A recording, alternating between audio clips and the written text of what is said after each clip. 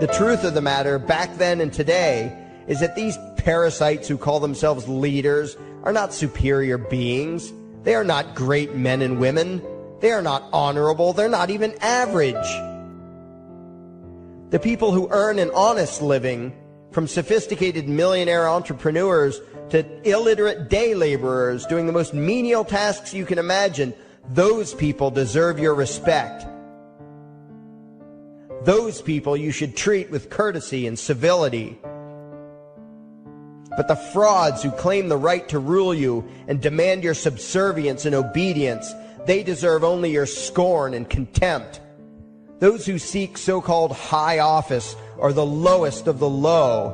They may dress better, have larger vocabularies, and do a better job of planning out and executing their schemes, but they are no better than pickpockets, muggers, and carjackers.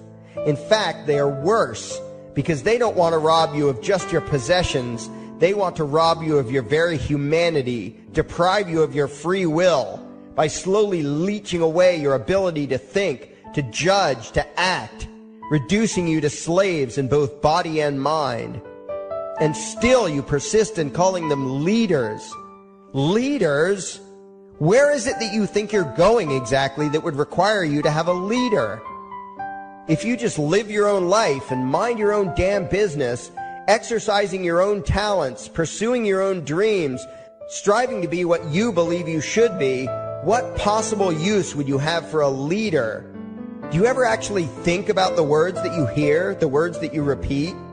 You parrot oxymoronic terms such as the leader of the free world, even pretending for a moment that there is some huge journey or some giant battle that everyone in the entire nation is undertaking together that would require a leader. Why would you ever think, even for a moment, that the crooks that infest this town are the sort of people you should listen to or emulate or follow anywhere? Somewhere inside your mostly dormant brains, you know full well that politicians are all corrupt liars and thieves, opportunistic con men, exploiters, and fearmongers. You know all this, and yet you still speak as if you are the ones who are the stupid, vicious animals, while the politicians are the great, wise role models, teachers, and leaders without whom civilization could not exist. You think these crooks are the ones who make civilization possible? What belief could be more absurd? Yet when they do their pseudo-religious rituals, deciding how to control you this week, you still call it law, and continue to treat their arbitrary demands as if they were moral decrees from the gods that no decent person would ever consider disobeying. You have become so thoroughly indoctrinated into the cult of state worship that you are truly shocked when the occasional sane person states the bleeding obvious. The mere fact that the political crooks wrote something down and declared their threats to be law does not mean that any human being anywhere has the slightest moral obligation to obey. Every moment of every day, in every location and every situation, you have a moral obligation to do what you deem to be right, not what some delusional bloated windbag says is legal. And that requires you to first determine right and wrong for yourself, a responsibility you spend much time and effort trying to dodge. You proclaim how proud you are to be law-abiding citizens and express your utter contempt for anyone who considers himself above your so-called laws, laws that are nothing more than the selfish whims of tyrants and thieves. The word crime once meant an act harmful to another person. Now it means disobedience to any one of the myriad of arbitrary commands coming from a parasitical criminal class. To you, the term crime is nearly synonymous with the word sin, implying that the ones whose commands are being disobeyed must be something akin to gods, when in truth they are more akin to leeches. The very phrase, taking the law into your own hands, perfectly expresses what a sacrilege it is in your eyes for a mere human being to take upon himself the responsibility to judge right from wrong and to act accordingly, instead of doing what you do, unthinkingly obeying whatever capricious commands this cesspool of maggots spews forth. You glorify this criminal class as lawmakers and believe that no one is lower than a lawbreaker, someone who would dare disobey the politicians. Likewise, you speak with pious reverence of law enforcers, those who forcibly impose the politicians' every whim upon the rest of us. When the state uses violence, you imagine it to be inherently righteous and just, and if anyone resists, they are, in your eyes, contemptible lowlifes, lawless terrorist criminals. Like the lawless terrorist criminals who helped slaves escape the plantations. Like the lawless terrorist criminals who helped Jews escape the killing machine of the Third Reich. Like the lawless terrorist criminals who were crushed to death under the tanks of the Red Chinese government in Tiananmen Square. Like all the lawless terrorist criminals in history who had the courage to disobey the never-ending stream of tyrants and oppressors who have called their violence authority and law. And that includes the lawless terrorist criminals who founded this country. Everything you think you know is upside down, backwards, and inside out. But what has to take the cake, the height of your insanity, is the fact that you view as violent terrorists the only people on the planet who oppose the initiation of violence against their fellow men. Anarchists, voluntarists, and libertarians. We use violence only to defend ourselves against someone who initiates violence against us. We use it for nothing else. Meanwhile, your belief system is completely schizophrenic and self-contradictory. On the one hand, you teach the young slaves that violence is never the answer. Yet out of the other side of your mouths, you advocate that everyone and everything, everywhere and at all times be controlled, monitored, taxed, and regulated through the force of government. In short, you are teaching your children that the masters may use violence whenever they please, but the slave should never resist. You indoctrinate your children into a life of unthinking, helpless subservience. You are putting the chains around their little necks and fastening the locks tight. And worst of all, you feel good about it. Out of one side of your mouths, you condemn the evils of fascism and socialism and lament the injustices of the regimes of Hitler, Stalin, and Mao.